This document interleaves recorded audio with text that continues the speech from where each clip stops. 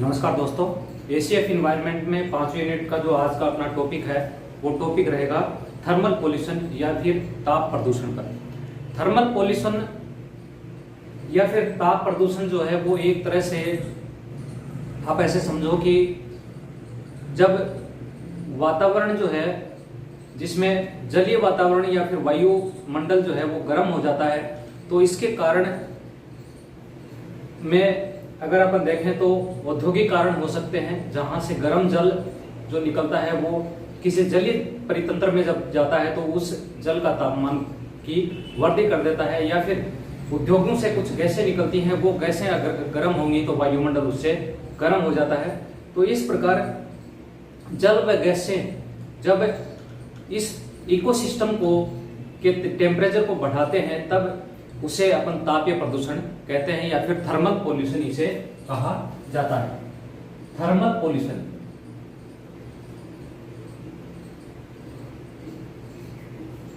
तापीय प्रदूषण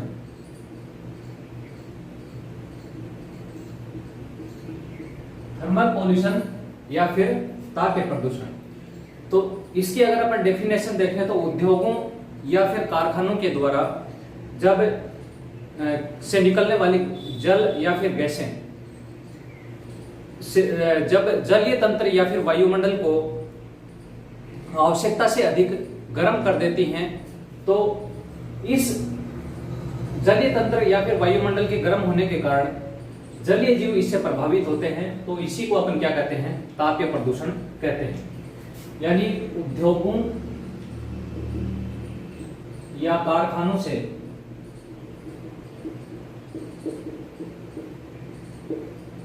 निकलने वाली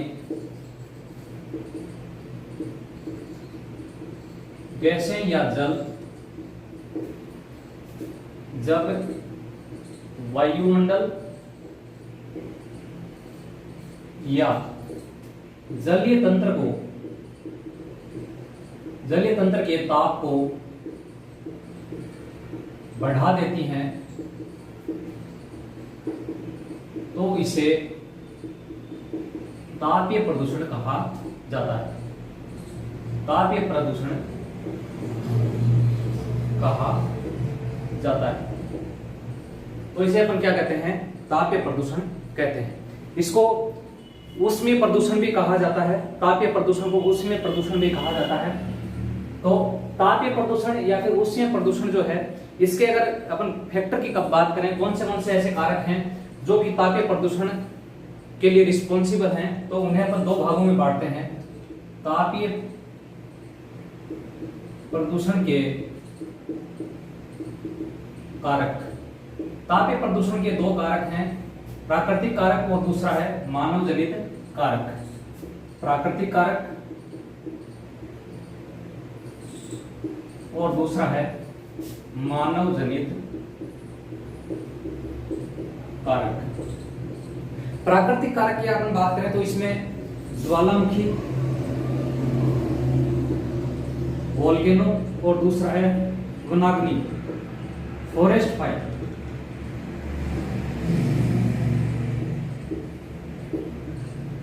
वोल्केनो और फॉरेस्ट फायर जो हैं ये प्राकृतिक कारक हैं तापीय प्रदूषण के।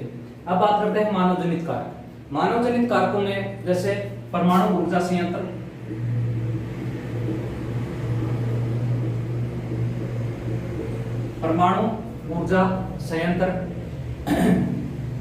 कोयला दहन इकाई, औद्योगिक संयंत्र,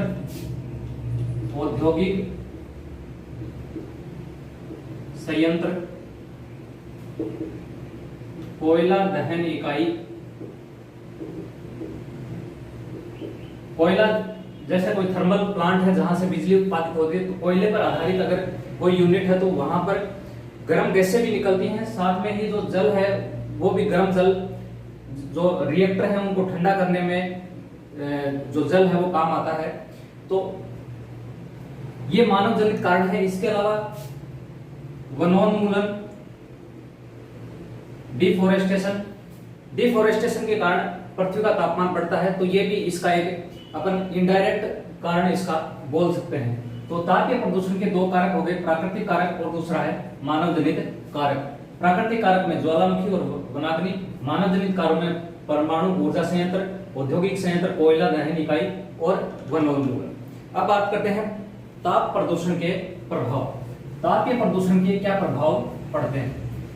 तो तापीय प्रदूषण के प्रभाव की अगर बात करें तो इससे जलीय जीव जो है वो प्रभावित होते हैं।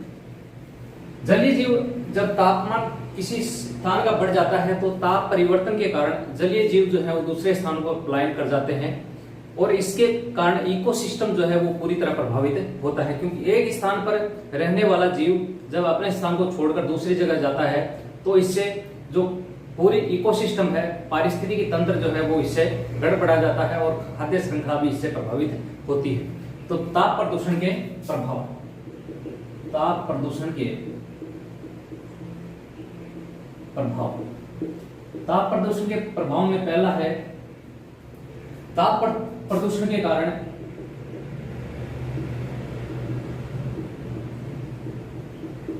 जलीय जीव अपना स्थान बदल लेते हैं।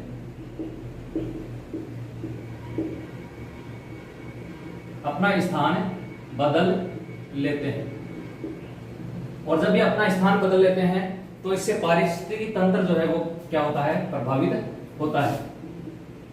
पारिस्थितिकी तंत्र प्रभावित होता है।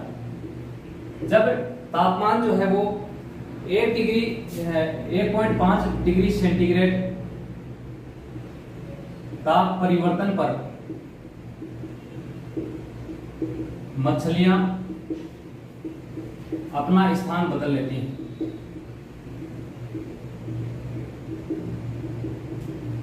अपना स्थान ये क्या है? बदल लेती हैं। तो 1.5 डिग्री तापमान परिवर्तन किसमें? झीलों में। झील में 1.5 डिग्री तापमान जब परिवर्तित होता है तो मछलियां अपना स्थान बदल लेती हैं और नदियों में 3 डिग्री सेंटीग्रेड ताप परिवर्तन पर मछलियां अपना स्थान परिवर्तित कर लेती हैं। किसमें? नदियों में। नदियों में जब 3 डिग्री तापमान परिवर्तित हो जाता है, यानी टेम्परेचर 3 डिग्री अगर बढ़ जाता है तो वो अपना स्थान परिवर्तित कर लेती है।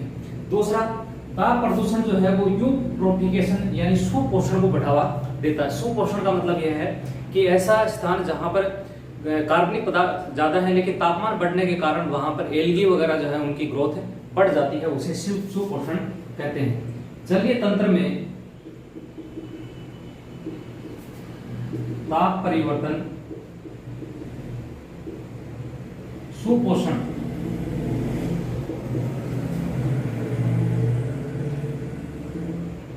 यूट्रोफिकेशन को बढ़ावा देता है। यूट्रोफिकेशन को यह बढ़ावा देता है। तीसरा, जलीय तंत्र का जब ताप बढ़ता है तो इसके कारण रसायन जो है वो उसमें जल्दी घुल पाते हैं। गर्म जल में रसायन जल्दी घुल जाते हैं तो इसके कारण जल जो है वो जल्दी इससे क्या होता है? प्रदूषित होता है, जल्दी इससे प्रभावित होता है। कि ज्यादा टेम्परेचर रहेगा तो रसायन जो है वो इसमें जल्दी घुल जाते हैं और इससे टेम्परेचर जो जल है वो जल्दी प्रदूषित हो जाता है। Bhabha atomic research institute research centre जो मुंबई में स्थित है उसके अनुसार जब टेम्परेचर 37 डिग्री से ज्यादा हो जाता है तो मछलियां जो है उनकी मृत्यु होने लग जाती है। बार्ग मुंबई के अनुसार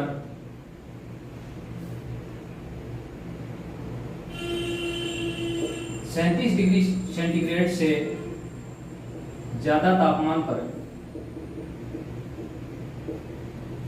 मछलियों की मृत्यु हो जाती है।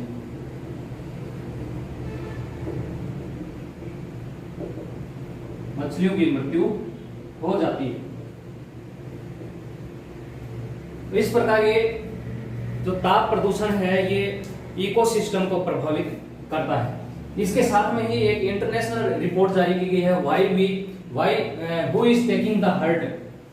एक रिपोर्ट जारी की गई है इंटरनेशनल लेवल पर who is taking the hurt के अनुसार रूस, अमेरिका, रूस, ब्राजील और चीन के बाद भारत का तापीय प्रदूषण में भारत का 5वां स्थान है। इंटरनेशनल रिपोर्ट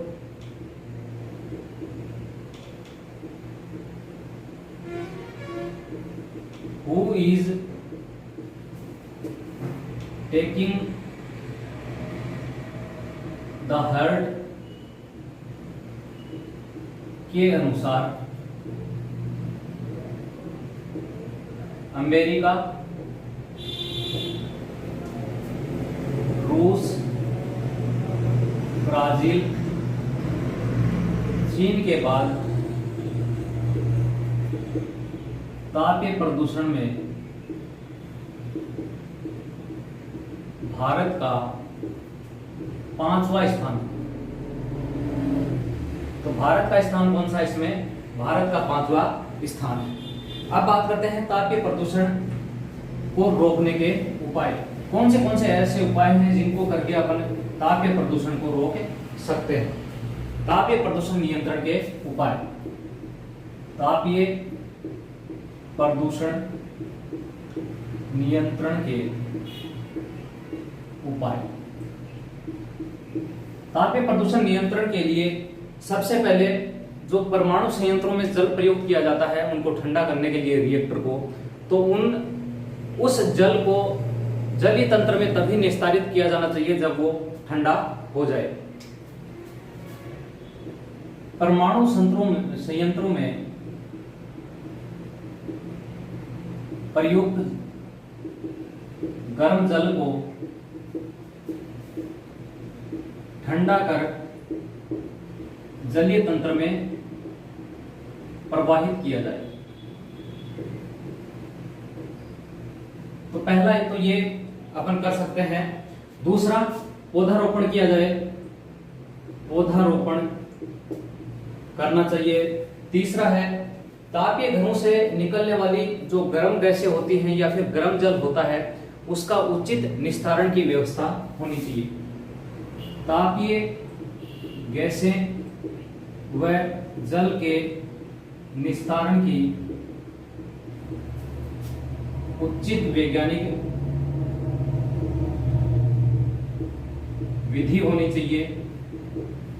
तीसरा है, अब चौथा है, कूलिंग टावर की स्थापना, कूलिंग टावर स्थापित किए जाएं। कूलिंग टावर क्या होता है? इस प्रकार का एक चेंबर होता है, उसमें ऊपर यहाँ पर पंखा लगा रहता है, इस प्रकार से पंखा होता है और यहाँ पर इस प्रकार से जल जो है वो नीचे गिरता है। तो ये फैन जो है ये ऊपर घूमता है और ये एग्जॉस्ट फैन की भांति कार्य करता है। तो ये जो गर्म जल है इसमें से जो वाष्प है उसको ये बाहर फेंक देता है और ये जो जल है वो क्या हो जाता है? ठंडा हो जाता है और इस ठंडे जल को वापिस स्प्लिट इंडस्ट्री में काम में ले लिया जाता है। तो कूलिंग टावर के द्वारा गर्म जो जल है उसको ठंडा किया जाता है। नेक्स्ट इसमें है आपके कृत्रिम आर्टिफिशियल पॉन्ड का निर्माण किया जाना चाहिए। आर्टिफिशियल पॉन्ड का निर्माण, इसी प्रकार आर्टिफिशियल लेक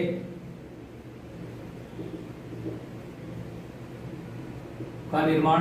तो ये जो आर्टिफिशियल लेक और आर्टिफिशियल पॉन्ड जो हैं इनमें जल को ठंडा किया जा सकता है। दूसरा एक सातवां एक जो उपाय है वो है कोजनरेशन यानी सह उत्पादन।